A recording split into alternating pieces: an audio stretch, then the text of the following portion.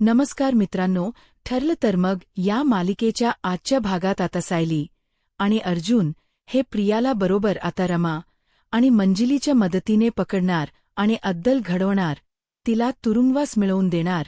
तर दुसऱ्या बाजूला आता सचिनची सुद्धा अर्जुन आणि कल्पना मिळून बोलती बंद करणार. कसं कसं काय काय घडतं हे सगळं बघूया आपल्या व्हिडिओमध्ये.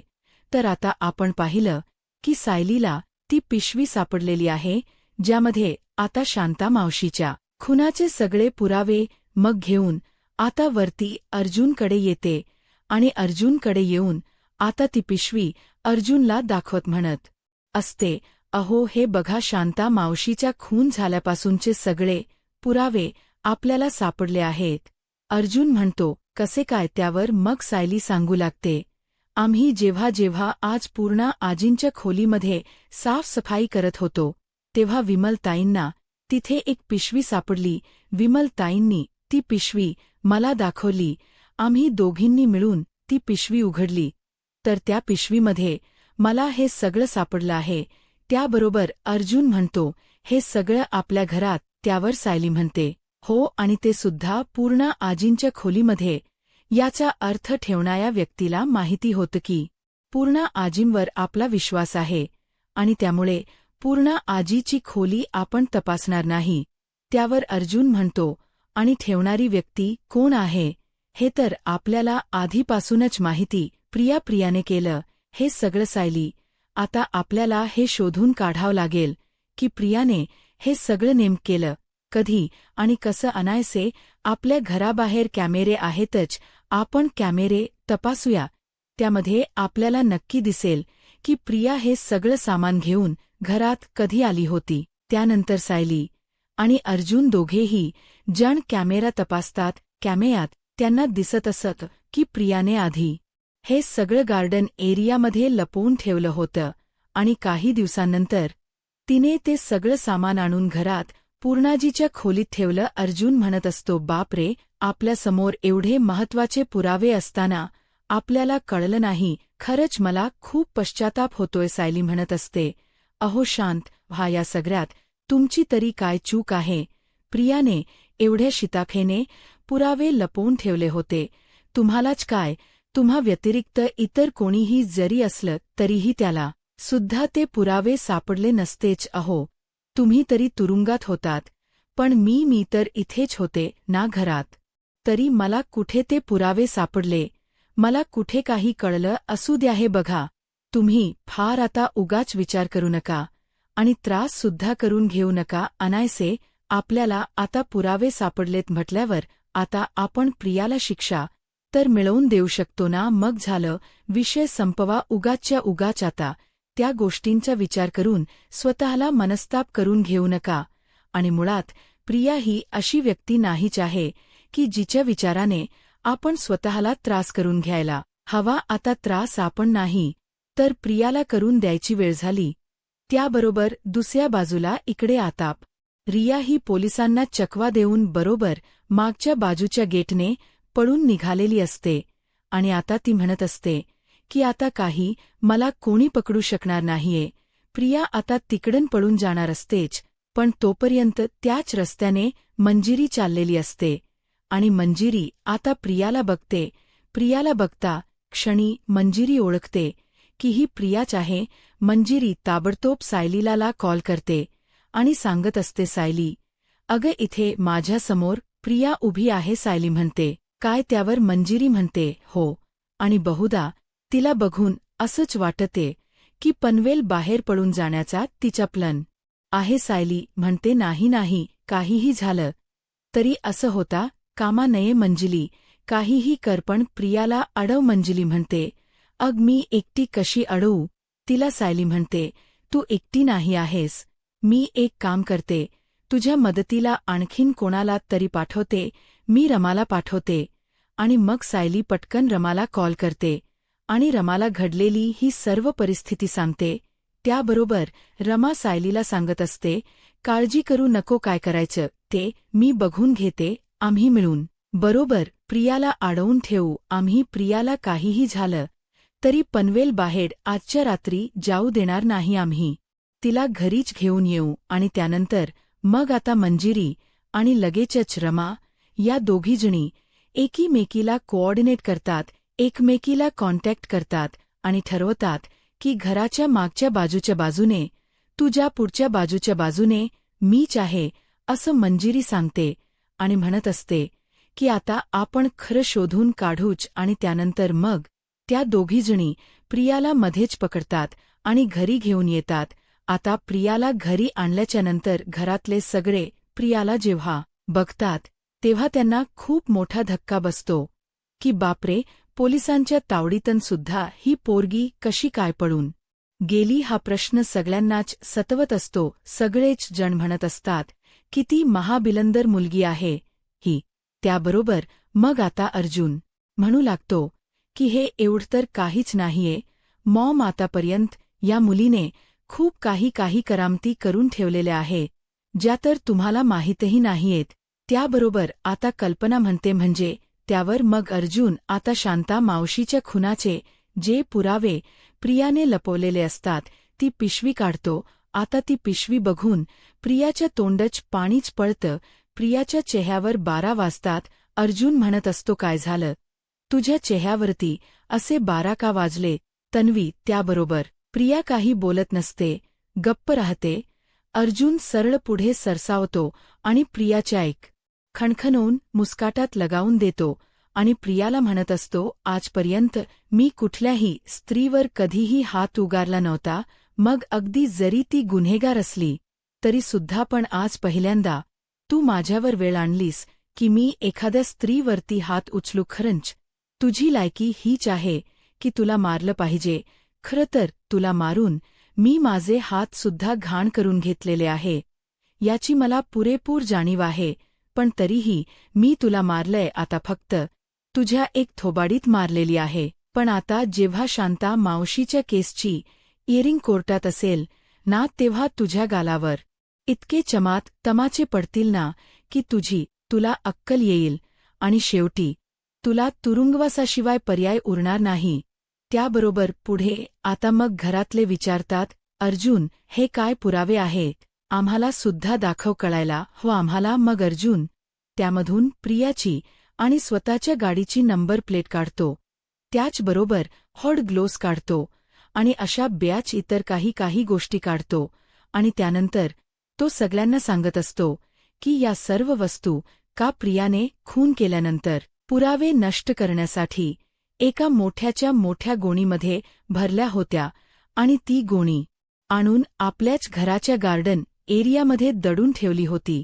त्यानंतर सायली सांगायला लागते पण बराच वेळ ती थैली तिथेच राहिल्यानंतर शेवटी तिला कळून चुकलं की आता या लोकांनी शांता मावशीच्या खुनाला शोधायला सुरुवात केलेली आहे.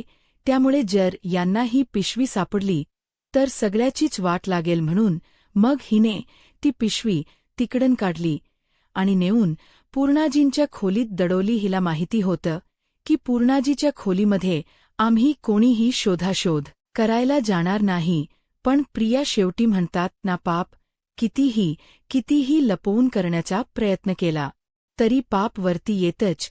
तसंच घडलं. आम्ही पूर्णा आजींची खोली झाडत असताना आम्हाला बरोबर ही पिशवी हाती लागलीच आणि आता तुझ्या वाचण्याचे सगळे दरवाजे बंद झालेले आहेत. एकदा का शांता मावशीच्या खुनाचा आळ तुझ्यावरचा सिद्ध झाला की मग तुझा सर्व खेळ संपला आणि तुला तर माहिती आहेच हे किती चांगले वकील आहे ते. यांनी जर एखादी गोष्ट ठरवली आणि मनापासून करायची ठरवली तर हे काहीही करू शकतात. प्रिया आता तुझे 100 अपराध भरलेले आहेत. आतापर्यंत तू केलेली प्रत्येक चूक आम्ही सोडून देत होतो, पण आता नाही. आता बास, आता तुला जेलमध्ये घालवल. याशिवाय आम्ही कोणीही गप्प बसणार नाही आहोत. समजलं ना? नीच आहेस तू, एक नंबरची नीच नालायक हरामी. त्याबरोबर मग आता कल्पना तिकडे येते आणि कल्पना आता प्रियाच्या एक खणखणवून थोबाडात लगावून देत म्हणत असते आतापर्यंत आम्ही रविराज भाऊजी आणि प्रतिमाची मुलगी म्हणून तुला खूप पाठीशी घालत गेलो, पण म्हणून त्याचीच तू आम्हाला ही अशी परतफेड दिलेली आहेस. आज मी तुला हा थोबाडात मारला तो याच्यासाठी नाही की तू आमची फसवणूक केलीस, तर तो थोबाडात याच्यासाठी होता की आजपर्यंत पनवेलमध्ये एकही केस न हरलेला माझा लेक आजपर्यंत पनवेलमध्ये ये नामवंत वकिलांमध्ये ज्याचं नाव गिनल जाणार असा माझा लेक, त्याला तू तुरुंगात घालवलस. त्याबरोबर अश्विन हा कल्पनाला म्हणत असतो, मॉम नको नको उगास, तू या मुलीवरती हात उगारू, हिच्यावरती हात उगारून हिला थोबाडात मारून तू उगाचच्या उगाच स्वतःचे हात खराब करून घेत आहेस. काय गरज आहे तुला हिला मारताना स्वतःचे हात घाण करून घेण्याची? हे बघ, उगाचच्या उगाच तू हे सगळं करायची काही गरज नाहीये. तसही आता पोलीस आले म्हटल्यावर उद्या हिला अटक होईल. आता सकाळ व्हायला फार काही वेळ राहिलेला नाहीये, 2-3 तासांचाच तर प्रश्न आहे. एकदा का पोलिसांनी हिला 6 वाजल्यावर अटक केली की त्यानंतर मग आपल्याला पुन्हा हिच तोंड बघायला लागणार नाही. इन्स्पेक्टर साहेब, हिला इतकी कठोर शिक्षा झाली पाहिजे, इतकी कठोर शिक्षा झाली पाहिजे की ही आयुष्यभर तुरुंगात सडत राहिली पाहिजे. हिने केलेल्या प्रत्येक गुन्ह्याची, प्रत्येक पापाची, हिने आम्हाला दिलेल्या प्रत्येक त्रासाची किंमत हिला मोजायला लागली पाहिजे. अशी काहीतरी व्यवस्था करा की हिने आयुष्यभर तुरुंगात सडत राहायला व हिला सुटण्याची इच्छा व्हायला हवी, पण हिला सुटता यायला नको.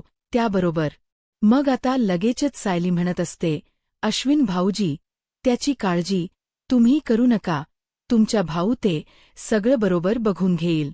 तुम्हाला तर माहिती आहेच ना, तुमचा भाऊ आजपर्यंत त्यांनी कुठल्याही गुन्हेगाराला कधीही असं मोकार सुटू दिलेलं नाहीये आणि ते हिला सुद्धा सुटू देणार नाहीच आहे.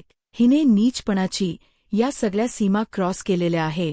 त्यामुळे आता आपण हिला सुटू द्यायची नाही. हिला जरी कितीही वाटत असलं ना की हिला मरण यावं, तरी हिला आपण मरूसुद्धा द्यायचं नाही. प्रिया, तू बघत राहशील आम्ही नेमकं तुझं काय करतो ते. आतापर्यंत तू सुभेदारांच प्रेम पाहिलं, सुभेदारांची माया, सुभेदारांची काळजी करण्याची पद्धत पाहिलीस, पण आता तू पाहशील ते म्हणजे सुभेदारांचं चिडणं, सुभेदारांचा राग, सुभेदारांचा तिरस्कार. आता तू पाहशील की सुभेदार नक्की आपल्या माणसांच्या वाकड्यात जर कोणी गेलं तर कसे असे वागू शकतात ते. त्याबरोबर मग इकडे लगेचच आता अस्मिता ही म्हणत असते, का ते काही नाही, आपण एक काम करूया सगळ्यांनी, आपण सगळे रात्रभर इथेच बसून राहूया, हिच्यावरती राखण ठेवूया आणि उद्या एकदा का सकाळ पोलिसांनी हिला अटक केली की मग आपण सगळे जाऊन झोपूया. मला ना अजिबात रिस्क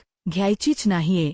त्यानंतर मग सगळ्यांनाच अस्मिताचं म्हणणं पटतं. सगळेच जण रात्रभर जागे राहतात, रियावरती बारीक लक्ष ठेवतात आणि दुसऱ्या दिवशी जेव्हा सकाळ होते तेव्हा अर्जुन म्हणत असतो, इन्स्पेक्टर, आता सूर्योदय झालेला आहे, त्यामुळे आता तुम्ही प्रियाला रीतसर पद्धतीने अटक करू शकता. त्यानंतर मग पोलीस प्रियाला अटक करत असतात. त्यावेळी अर्जुन हा प्रियाला सांगत असतो, तुला तू केलेल्याच कर्मांची लाज वाटत होती म्हणून तू पळून जात होतीस, हे आम्हाला माहिती आहे, पण काय आहे ना, तू पळून जरी जाण्याचा प्रयत्न केला असशील तरी सुद्धा आम्ही तुला परत पकडून आणलेला आहे. तू कितीदाही पळून जाण्याचा प्रयत्न केलास ना, तरी आम्ही तुला इतक्या सहजासहजी पळून जाऊ देणार नाहीच आहोत. त्यामुळे आता पुन्हा असा विचारही करू नकोस की तुझी सुटका होऊ शकते. सायली म्हणत असते, आता तर प्रश्न येतच नाही सुटका होण्याचा. आता तू थेट तुरुंगात जाशील आणि तुरुंगातून तू थेट फक्त कोर्टात तारखेसाठी येशील. असो निघून जा इन्स्पेक्टर हिला. त्यानंतर पोलीस प्रियाला अटक करून घेऊन जातात. मग इकडे अर्जुन म्हणत असतो, चला, आपल्या डोक्याच एक टेन्शन गेलं. आता खोलीत आल्यावर सायली ही अर्जुनला सांगते, खाली तुम्ही सगळ्यांच्या समोर म्हणालात आपल्या डोक्याच एक टेन्शन गेलं म्हणून, पण आपल्या डोक्यावर दुसरं टेन्शन दुसरी टांगती तलवार अजूनही तशीच. अहो, संतोषच्या केसचा निकाल अजून कुठे लागलाय? त्याबरोबर अर्जुन म्हणतो, हो, तुझं बरोबर आहे, पण बायको, टेन्शन घ्यायची काहीही गरज नाहीये. मला इन्स्पेक्टर सावंतांनी कालच कॉल केला होता आणि त्यांनी मला सांगितलंय की संतोष सगळं खरं बोलायला कोर्टासमोर तयार आहे आता जर संतोष खरं बोलायला तयार आहे म्हटल्यावर आता आपण त्याच्यासाठी कोर्टात तारीख घ्यायला हरकत नाही सायली म्हणते. हो बाबा, घ्या एकदाची तारीख आणि हे सिद्ध करा की शांताचा खून हा संतोषने नाही तर प्रियानेच केलेला आहे. म्हणजे एकदाची प्रियाला चांगली जन्माची अद्दल घडेल. आणि मग एकदा का कोर्टाने प्रियाला शिक्षा सुनावली की त्यानंतर मग आपण प्रियाचं बाकी एक जे मोठं गुपित उरलंय ते सुद्धा खोडून टाकायचं. एकदा का सगळी प्रियाची काळी कृत्य सगळ्यांच्या समोर आली ना, तीच मला चैन पडेल. रविराज काका आणि प्रतिमात्या स्वतःला दोघेही खूप दोष देत आहे की ही असली नालायक मुलगी त्यांच्या पोटी जन्माला आली. ते सगळ्याचा दोष स्वतःवरती घेत आहेत. त्यांनी तिला जन्म दिलाय म्हणून हे सगळं झालंय वगैरे वगैरे. त्यामुळे एकदाची तिला अद्दल घडवा, एकदाची तिला शिक्षा मिळू द्या म्हणजे आपल्याला त्यांच्यासमोर हे आणता येईल की ती मुलगी त्यांची नाहीये. त्यावर अर्जुन सांगत असतो, काळजी करू नको, होईल सगळं लवकरात लवकर सगळं व्यवस्थित होईल. तर दुसऱ्या दिवशी आता अस्मिता ही दवाखान्यात जात असते. तिच्या बाळाची लस घ्यायची असते. तर आता ती कल्पनाला सांगत असते, मॉम मी येईन दुपारी जेवणाच्या वेळेपर्यंत. त्यावर कल्पना तिला सांगत असते, एकटी एवढ्या उन्हातून बाहेर जाण्यापेक्षा मी येते तुझ्याबरोबर, आपण दोघी सोबत जाऊ. आता कल्पनाला ती सांगत असते की नाही नको, कशाला उगाच तुला सुद्धा त्रास, मी जाऊन येईन. तसंही आता खरं तर सचिनने या सगळ्या गोष्टींसाठी माझ्यासोबत असायला हवं होतं. पण जर आता सचिन नाहीये तर या सर्व गोष्टी मी माझ्या एकटीनेच करायला हव्या ना. मी माझं स्वतः सगळं मॅनेज करायला हवं. उगाच माझ्यामुळे कशाला तुम्हाला सगळ्यांना सुद्धा त्रास नको येऊस. तू माझ्याबरोबर, मी जाते. एवढं बोलून मग आता अस्मिता ही तिकडनं एकटीच दवाखान्यात जायला निघालेली असते. आता ती नाराज असते थोडीशी. तिला वाटत असतं की खरोखर सचिन किती मूर्खासारखा वागतोय, पण मला आता त्या नालायकाचा विचारही करायचा नाहीये. जाऊ देत, मी त्याच्या विचारात कशाला पुन्हा अडकते असा विचार करून मग ती घरातनं बाहेर पडते आणि आता ती हॉस्पिटलला जायला निघालेली असते. आता इकडे कल्पनाला अस्मिताला हे असं एकटीला जाताना बघून वाईट वाटत असतं खरं, पण आता काही पर्याय नसल्यामुळे कल्पना शांत राहते. मग अस्मिता आता तिकडनं जायला निघालेली असते. आता ती चाललेलीच असते. इतक्यात तिला दरवाज्यातच चैतन्य दिसतो. चैतन्य अस्मिताला विचारतो, अरे अस्मिता, ही तू इकडे काय करतेस? तू कुठे चाललीस आता? त्याबरोबर मग आता अस्मिता म्हणते, अरे दवाखान्यात चाललीय, आज लस आहे ना याची. त्याबरोबर मग चैतन्य म्हणतो, अगं मग एकटी का चालली आहेस? कोणाला तरी बरोबर घ्यायचं होतस ना. त्यावर ती म्हणते, नाही नको, कशाला उगाच आपल्यामुळे कोणाला तरी त्रास. त्यावर चैतन्य म्हणतो, त्रास त्यात चल मी येतो तुझ्याबरोबर, आपण दोघेजण जाऊया. त्यावर आता अस्मिता म्हणते, नाही नको रे. चैतन्य म्हणतो, अस्मिताई चल. तसही दोन मामा भाच्याचे इतके लाड करतात की तिसऱ्या मामाला लाड करण्याची संधी मिळतच नाही. आज काहीतरी जबाबदारी घेण्याची संधी मिळाली आहे तर घेऊ दे, चल. त्याच बहाण्याने जरा आपल्या गप्पा होतील असं म्हणत मग आता ते दोघेजण तिकडनं निघतात. त्यानंतर आता इकडे इतक्यात सचिन थोड्या वेळाने घरी येतो. सचिनने येताना पेढ्याचा बॉक्स आणलेला असतो.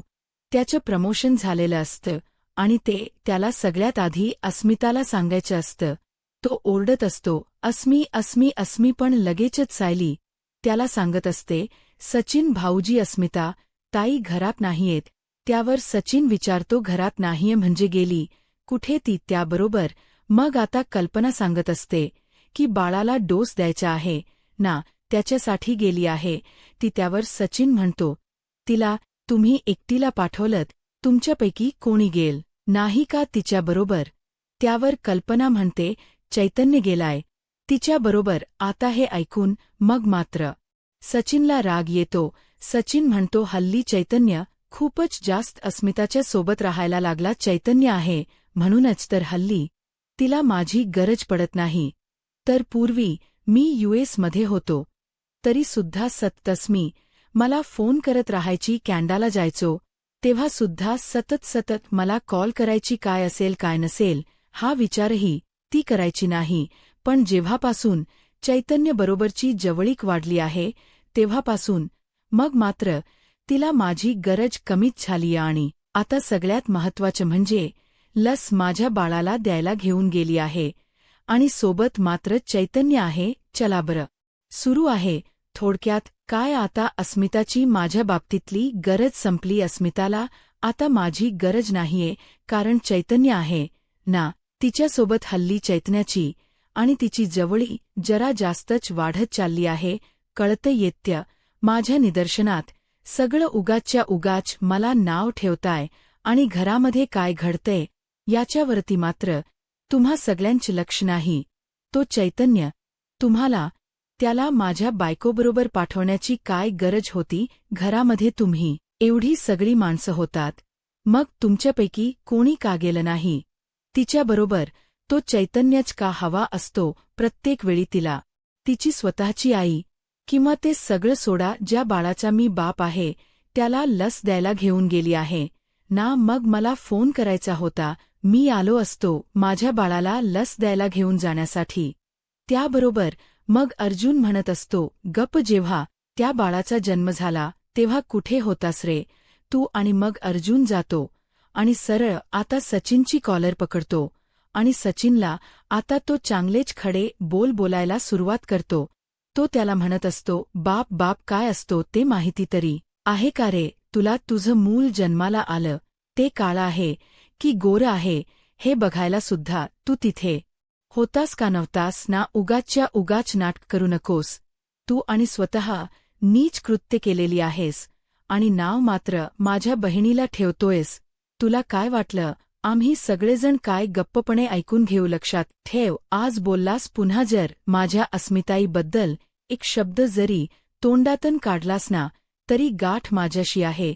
आता फक्त कॉलर पकडली आहे, पुढच्या वेळी तुझा गळा दाबून तुझा जीव घ्यायला कमी करणार नाही. असं म्हणत आता अर्जुन थेट आता सचिनच्या गळाच पकडतो. सचिनला त्रास होऊ लागतो. सचिन अर्जुनला म्हणतो, अर्जुन सोड, मला वेडा झालायस का? अर्जुन सोड. अर्जुन काही सोडत नसतो. तर सायली आता म्हणत असते, अहो काय करताय तुम्ही, सोडा त्यांना. अहो मी म्हणते ना, सोडा अहो सोडा.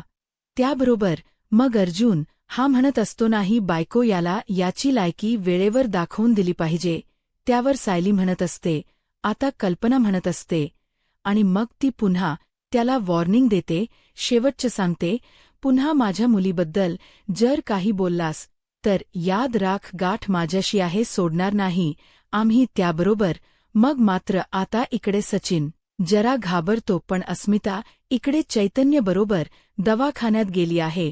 ह्या गोष्टीमुळे त्याला रागही आलेला असतो. आता पुढे काय होईल हे पाहायला आत्ताच माझा महाराष्ट्र या यूट्यूब चॅनलला सबस्क्राईब करा. धन्यवाद.